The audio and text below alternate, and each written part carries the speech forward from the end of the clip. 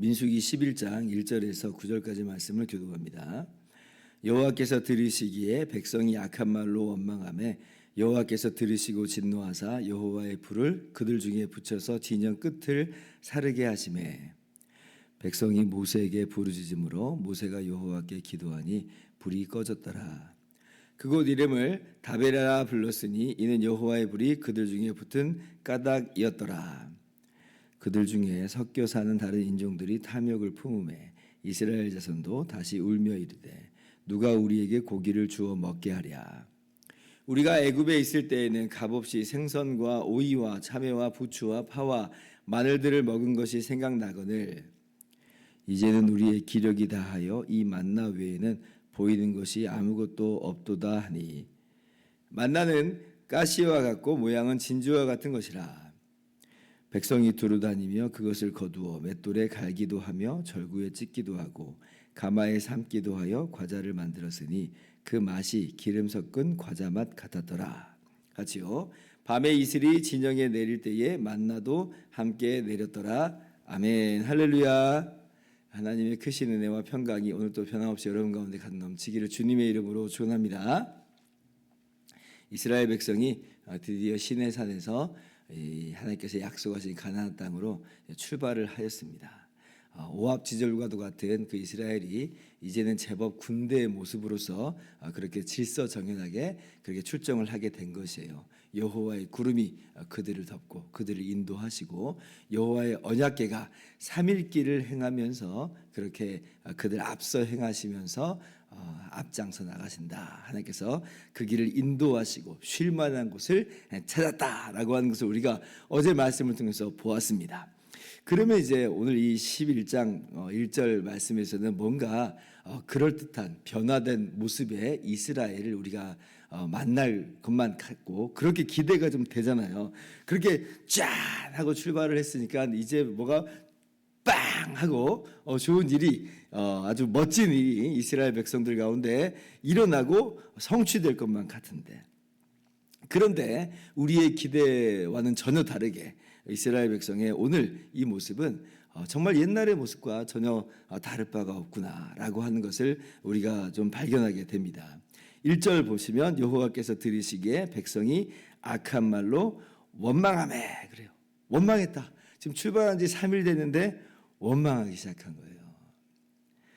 아마도 이제 사람이 관성이라는 게 좀 작동을 하지 않았을까 이렇게 생각이 한번 되어지더라고요. 왜냐하면 시내산에서 그래도 한 10개월 정도 이제 머물렀잖아요. 그러니까 지금 이 광야길을 걸었던 그런 시간은 출애굽 한 1년 전에 잠깐 3개월 동안 그렇게 광야길을 걸었는데 근데 시내산에서는 또 나름대로 10개월 동안 또 그냥 잘 지냈습니다. 어떻게 보면 아무런 문제 없이 좀 지내었던 기간이에요. 물론 그 기간 동안에 금송아지 우상을 만들고 아주 난리 법석을 떨었지만 그래도 그냥 지내왔던 시간인데 다시 3일 길을 가야 되니까 3일 길을 또 지나왔으니까 광야길을 걷는 게 만만치 않았을 거예요. 지금 이제 그 군대로서 행진의 방법을 알려주셨고 또 그리고 이제 성막을 폈다 접었다 하는 이제 그리고 이제 레위 지파 사람들이 그 성막을 또 나르는 이제 그런 일들이 있었습니다. 백성들도 똑같이 자기 텐트를 또 가지고 이동을 할 것이고 가족들과 또 가축들 가지고 그렇게 이동을 하고 있을 것인데 고단한 거죠. 왜 지금 우리가 이렇게 광야길을 걸어야 되는가? 아마 그런 생각을 문득 하지 않았을까 이렇게 생각이 됩니다. 그러니까 백성들이 불평하는 거예요. 하나님을 원망합니다. 이러한 이스라엘의 모습이 언제도 사실은 이제 그랬었냐면 이스라엘이 출애굽할 때도 이제 그랬습니다. 애굽에서 400년 동안 종살이 했잖아요. 근데 하나님께서 애굽에 10가지 재앙을 내리셔서 이스라엘을 출애굽시켰습니다. 얼마나 기뻐요. 그런데 이제 출발하자마자 홍해에 딱 가로막혔습니다. 그러니까 이제 그때부터 원망을 하기 시작하죠. 우리 애굽에 매장지가 없어서 우리를 다 여기 끌고 나와서 죽이려고 하느냐, 뭐 이렇게 이제 원망을 해요. 그때 하나님께서 이제 놀라운 기적을 베풀어 주시죠. 홍해를 가르시고 그리고 이스라엘 백성을 마른 땅 가운데 그 홍해 가운데로 지나가게 하세요. 그리고 쫓아오는 애국 군대는 홍해물로 다 덮으셔서 수장을 시키십니다. 놀라운 구원을 이루세요. 그러니까 이스라엘 백성이 그 홍해까지 체험하면서 이스라엘을 애굽에서 건져내시고 또 홍해의 기적을 체험케 하시는 그 놀라운 은혜를 통해서 구원의 하나님을 막 솟구치면서 찬양하는 게 출애굽기 15장 말씀이거든요. 근데 그 15장 그렇게 홍해를 건너고 너무나 기쁨과 감격 속에서 이스라엘 백성들이 이제 가나안 땅으로 가는 길을 정말 콧노래 부르면서 걸어갔을 거다 이렇게 생각을 하는데 또 그렇지는 않고 3일 만에 물이 딱 떨어지니까 또 물이 없다고 하나님을 원망해요. 그리고 한 달이 딱 지나니까 이제 먹을 게 없다고 또 하나님을 원망해요. 그러한 이제 1년 전의 모습을 우리는 목격을 했는데 시내산에서 하나님의 말씀을 받고 그리고 제법 군대로서 조직이 되었다 할지라도 여전히 이스라엘의 모습은 참 변함없는 그런 모습이다라고 하는 거예요. 좀 자라기를 기대하고 성장하기를 기대하고 더 성숙하기를 기대해 보지만 그러나 아직 갈 길이 참 멀다, 요원하다라고 하는 것을 우리가 보게 되는 거죠. 어떻게 보면 참 우리들의 모습이다 이런 생각을 하게 됩니다. 민수기의 어떤 대표적인 케이스를 우리가 이제 보게 되는 것이에요. 하나님께서 우리에게 기대하시는 그런 모습과는 거리가 먼 우리의 영적인 성장이라고 하는 것은 너무나 더디기만 한 끊임없이 연약함과 죄악 가운데 굴러 떨어지기는 우리들의 모습을 우리가 오늘 말씀에서 단적으로 이제 보게 되는 것이죠. 우리의 모습을 돌아보면서 우리가 어린아이와 같은 그러한 모습으로 나아갈 것이 아니라 시내산에서 뭔가 그럴듯한 그러한 이 조직과 그런 군대의 모습을 이루게 하셨다면 그러면 우리가 그 모습에 걸맞는 삶을 살아가는 우리 모두가 될 수 있기를 바랍니다. 그래서 이제 하나님께서 진노하셔서 그 여호와의 불을 그들 중에 붙입니다. 진영 끝을 사르게 하세요.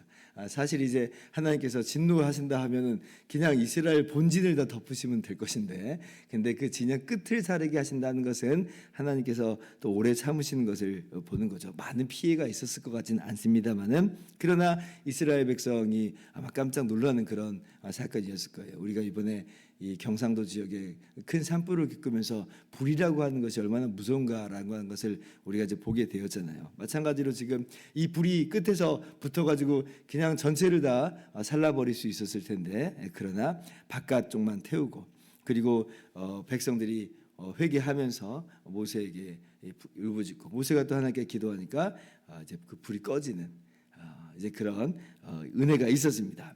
그렇지만 이 사건은 좀 기념을 해요. 다베라라 하면서 지금 이 사건을 분명히 기념하면서 원망했던 이스라엘의 모습을 정확하게 기억하고 그렇게 하지 않도록 그렇게 다짐을 하게 되는 거죠. 그런데 여기서 끝나지 않았어요. 4절 이하를 보니까 이제 이 먹는 것 때문에 또 다시 한번 불평이 터져 나옵니다. 발단은 이래요. 이스라엘 백성 가운데 섞여 사는 다른 인종이 탐욕을 품습니다. 뭔가 좀 더 갈구하고 원하는 게 있는 거죠. 그들 똑같이 만나를 먹었을 것인데 그런데 이제 만나 말고 좀 딴 걸도 먹고 싶다라고 하는 그런 욕심을 이제 섞여 있는 다른 민족들이 그렇게 마음을 품는 겁니다. 이게 좀 어떻게 된 배경이냐면 이스라엘이 출애굽할 때에 이스라엘 백성들만 출애굽한 게 아니라 중다한 잡족이 이 출애굽기 12장 38절 보면 중다한 잡족이 따라 나왔다 그래요. 그러니까 지금 이스라엘 백성으로서 하나님을 섬기는 것은 사실은 지금 폐쇄적인 혈통 집단이 아닌 것이죠. 얼마든지 나도 하나님을 믿겠노라, 나도 하나님을 섬기겠노라 하면서 할례를 받고 그렇게 신앙 가운데로 들어오면 그 공동체 안으로 들어올 수 있는 것이 이스라엘의 민족의 신앙 공동체의 원래 모습입니다. 그래서 이제 잡족이 따라 나왔습니다. 그러니까 그들도 똑같이 만나를 먹고 이스라엘 백성 중에 어떻게 보면 하나처럼 그렇게 보이는 모습이었겠지만 그런데 이제 탐욕을 품는 거예요. 탐욕을. 지금 이 따라 나온 민족도 애굽에서는 별 볼 일이 없었을 것이에요. 뭐 거기서 뭐 고깃가마에서 그렇게 배불리 먹었던 그런 사람들은 전혀 아닐 것입니다. 만약 그랬으면 애굽에 머물러 있을 것이지 못하러 따라 나왔겠어요. 그런데 이제 그들도 어떻게 보면 이스라엘 백성들과 같이 어떤 고욕에 시달렸을 가능성이 굉장히 큰데, 그런데 지금 탐욕을 품습니다. 그러니까 그게 전염돼 버려요. 전염돼 가지고 이스라엘 자손도 울면서 고기가 먹고 싶다고, 맨날 만나만 먹는다고 라고 또 원망을 하는 거예요. 5절 말씀 너무나 어이가 없죠. 우리가 애굽에 있을 때에는 값없이 생선과 오이와 참외와 부추와 파와 마늘들을 먹은 것이 생각나거늘. 아니 지금 400년 동안 종살이하던 이스라엘 백성들이 뭐 정말 이러한 삶을 살았겠어요? 아니 가끔 뭐 고기를 먹을 수 있었을 겁니다. 가끔 생선과 오이를 먹었었겠지요. 그러나 어디까지나 종으로서 눈치 보면서 조금 먹는 그러한 모습이었을 텐데, 마치 정말 거기서 산의 진미를 아무런 제한 없이 내가 먹을 수 있었던 것처럼 애굽에서 종살이하던 모습은 다 빼놓고 오히려 그런 것 우리가 먹고 살았노라고 원망하면서 불평합니다. 참 너무나 어이가 없죠. 사실 만나라고 하는 것도 하나님께서 은혜로 주신 거잖아요. 이 광야에서 걸어가는데 사실 어디서 먹을 것을 구해요. 그런데 하나님께서 하늘에서 만나를 내리심으로 이스라엘 백성들을 지금까지 1년이 넘는 이 기간 동안 계속 먹이셨어요. 얼마나 은혜인지 몰라요. 그런데 이 은혜를 가지고도 감사하지 못하고 오히려 탐욕 가운데, 이 전염된 탐욕 가운데 원망하고 불평하는 이스라엘의 모습을 봅니다. 그러니까 이런 걸 보면 나쁜 것들은 정말 빨리 전염이 되는 것 같아요. 좋은 것들은 이제 그 영향력이 정말 너무나 더디고 서서히 그렇게 끼쳐지는 반면에, 이 안 좋은 것들은 그냥 한번 누가 탐욕을 품으면 여기저기에서 막 탐욕의 모습들이 계속 이제 나오는 것 같습니다. 그래서 나부터 좀 조심해야 되겠다. 내가 어떤 모습을 취하는지에 따라서 우리 공동체가 영향을 받겠구나, 이런 생각을 우리가 좀 해볼 필요가 있어요. 또 혹시나 다른 각도에서는 또 다른 사람들이 어떤 탐욕을 마음에 품다 할지라도 우리는 어떤 마음을 품어야 되겠어요? 우리는 탐욕이 아니라 오히려 주신 은혜에 감사하면서 살아가야겠다 하면서 그 악의 전염을, 나쁜 모습의 전염을 막는 그런 우리들의 모습이 되어야 할 것입니다. 안타깝게도 이스라엘 백성은 그러한 모습을 보이지 못했던 것이고, 어쩌면 이것이 또 신앙 공동체에서 살아가는 우리들의 연약한 모습이기도 하다라고 하는 거죠. 오늘 말씀을 보면서 우리가 정말 성숙하지 못한 그런 미숙한 모습으로 여전히 자리매김하고 있는 우리의 모습을 돌아볼 수 있기를 바라고, 주신 은혜에 만족하지 못하고 탐욕의 모습으로 우리가 살아가는 것은 아닌가, 원망의 불평의 모습으로 살아가는 것이 아닌가 돌아보고, 우리의 악이라고 하는 것이 전염되기 너무나 쉽다라고 하는 것을 기억하면서 오히려 우리가 이 악한 영향력에 막아서는 그러한 거룩한 신앙인으로 바로 설 수 있는 저와 여러분들 되기를 주님의 이름으로 축원합니다. 기도하겠습니다.